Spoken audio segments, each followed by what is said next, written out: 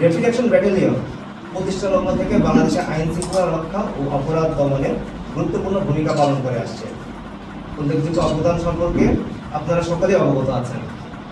মাদকমুক্ত সমাজ গড়ার লক্ষ্যে মাদকের বিরুদ্ধে গণপ্রজাতন্ত্রী বাংলাদেশ সরকারের নির্দেশিত জিরো টলারেন্স নীতি বাস্তবায়নে র্যাব বদ্ধপরিকর।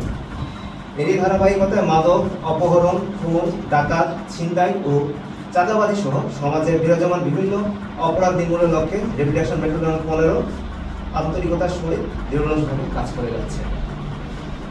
এরই ধারাবাহিকতায় গত 3রা মে 2026 তারিখে RAB 15 Cox's Bazar CPC-3 Bandarban RAB camp এর একটি আভিযানিক দল গোপন তথ্যের ভিত্তিতে জানতে পারে যে মাদক কারবারি জিয়াউর রহমান, মোহাম্মদ সাকের, আবু তাহের এবং জাফর মিয়া এবং তাদের মাদকের একটি বিশাল চালান গোপনে কক্সবাজার জেলা থেকে যাত্রীবাহী বাসে চট্টগ্রাম হয়ে দেশের বিভিন্ন স্থানে বহন করে নিয়ে যাচ্ছে।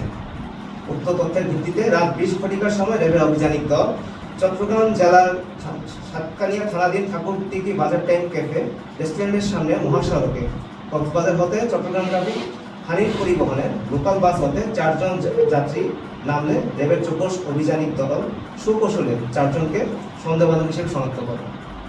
প্রাথমিক জিজ্ঞাসাবাদে তারা স্বীকার করে যে তাদের পেটে ইয়াবা ট্যাবলেট আছে। পরবর্তীতে তাৎক্ষণিকভাবে তাদেরকে সাতকানিয়া উপজেলা স্বাস্থ্য কমপ্লেক্সে নিয়ে যাওয়া হয়।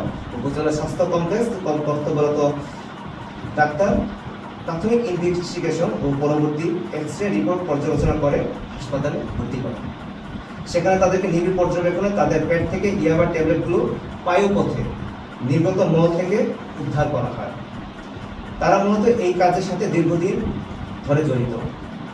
জিজ্ঞাসাবাদে তাদের থেকে জানা যায় যে এক্ষেত্রে তারা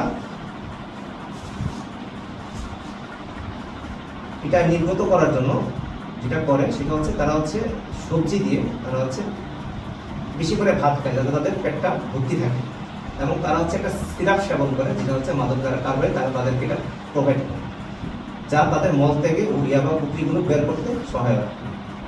সময়ের সাথে সাথে মাদক ব্যবসায়ীরা বিভিন্ন ধরনের অভিনব পন্থা অবলম্বন করে